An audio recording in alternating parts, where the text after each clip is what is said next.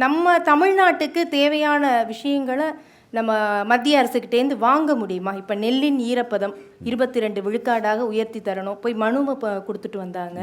EPS அவர்கள் மோடி அவர்கள்ட்டுமே கொடுத்தார். அதெல்லாமே இன்னும் நமக்கு இன்னும் சரியாகலை. இப்போ உங்களுடைய கூட்டணி அமைச்சு எங்களுக்கு என்ன பயன், தமிழ்நாட்டுக்கு என்ன பயன்? இப்போ இது நீங்கள் தெளிவாக பார்க்கணும். இது ஒரு செய்தி மீண்டும் மீண்டும் சொல்லப்பட்டு கொண்டே இருக்கிற ஒரு செய்தி.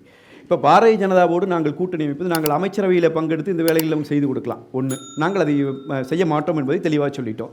பாரதிய ஜனதாவோடு நாங்கள் கூட்டணி கட்சியாக மட்டுமே இருக்கிற நேரத்திலே தான் இந்த 100 நாள் வேலை செய்கிறவர்களுக்கான தொகை வரவில்லை என்று தமிழ்நாடு அரசு சொல்லிக் கொண்டிருந்த போது அங்கே சென்று எங்கள் பொதுச் செயலாளர் பேசிய பிறகுதான் அந்த தொகை விடுவிக்கப்பட்டு அதை கொண்டு வந்தோம். இப்படி எங்களால் பல வேலைகள் நாங்கள் செய்திருக்கிறோம். அதை தாண்டி நான் உங்களுக்கு ஒரு செய்தியை சொல்கிறேன்.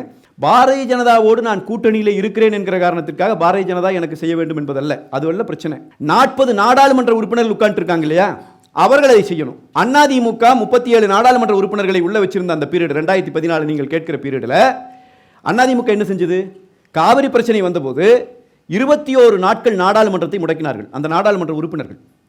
அப்போ ஒட்டுமொத்த இந்தியாவிலிருந்து வந்த அத்தனை பேரும், அத்தனை பார்லிமெண்ட் மெம்பரும் என்ன பார்த்தான், என்னதாயா தமிழ்நாட்டில் பிரச்சனை, முதல்ல அந்த பிரச்சனையை முடியுங்கய்யான்னு சொல்லி நாடாளுமன்றம் நடக்க முடியாத அளவுக்கு நிறுத்தினார்கள். காவிரி ஆணையம் அமைப்பதற்கான வேலையை செய்தார்கள். இது அதிமுக அங்கே உட்கார்ந்து செய்கிற வேலை. இப்போ இந்த 40 நாடாளுமன்ற உறுப்பினர்களுக்குமான பொறுப்பை அதிமுகவை செய்ய சொல்லி நீங்கள் கேட்கிறீர்கள். ஆனால் அதற்கும் நாங்கள் முயற்சி எடுக்கிறோம். நாங்கள் மீண்டும் மீண்டும் எங்களுடைய சார்பில் அழுத்தங்களை கொடுப்போம். இந்த பொருத்தப்பாடு தவறானதுன்னு நான் சொல்கிறேன். இப்போ காங்கிரஸ் இருந்தபோது எதை கொண்டு வந்தீர்கள்? அதை தான் நான் இப்போ கேட்டேன். 1000 மீனவர்கள் கொலை செய்யப்பட்ட போது ஐயா கருணாநிதி அவர்கள் அமைச்சரவையிலே பங்கெடுத்திருந்தார். அவரால் செய்ய முடியலையே. அவர் என்ன எழுதினார்? கடிதம் எழுதிட்டே இருந்தார். ஒவ்வொரு முறையும் கடிதம் எழுதினேன். குறைந்தபட்சம் பாரதிய ஜனதாவினுடைய ஆட்சி வந்து அதை நிறுத்தியிருக்கும். அதே அம்மா அவர்கள் சொன்னதை பற்றி நீங்கள் கேட்கிறீர்கள். நான் உங்களிடம் திருப்பி ஒரு கேள்வியை வைக்கிறேன். அம்மா அவர்கள் இருக்கிற போது அவருடைய காலத்தில் பொது சிவில் சட்டத்தை ஆதரித்தார் இல்லைங்களா? எங்கள் பொதுச் செயலாளர் பொது சிவில் சட்டத்தை எதிர்க்கிறார். இப்போ நீங்க அம்மா செய்தது சரியா, இவர் செய்தது சரியா? உங்களுக்கு கருத்து என்ன? நீங்க என்ன நினைக்கிறீங்க? எங்க பொதுச் செயலாளர் எது தமிழ்நாட்டுக்கு நல்லதுன்னு நினைக்கிறீங்க? பொதுச் செயலாளர் செய்தது சரின்னு நினைக்கிறேன். நீங்க தானே கேட்குறீங்க அம்மா இருந்திருந்தால் இப்படிங்களா? அப்படி அல்ல. ஒரு தலைவர் இருக்கிற போது அன்றைக்கு இருக்கிற அரசியல் சூழல்களுக்கு ஏற்ப இந்த மண்ணுக்கு எது தேவையோ அது குறித்து முடிவெடுக்கிறார். இன்னொரு தலைவர் வரும்போது சூழல்கள் மாறுகிறது.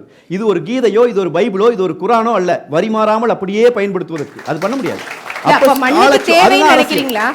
அதிமுக பாஜக கூட்டணி தமிழ்நாட்டு மண்ணுக்கு தேவைன்னு நினைக்கிறீங்க? தேவைன்னு நினைச்சனாடி தான் கூட்டணி வச்சிருக்கோம். நீங்க திமுகவை அப்புறப்படுத்துவது மிக மிக அவசியம் நினைக்கிறோம். அதனால நாங்கள் இந்த கூட்டணியை எடுத்திருக்கோம்.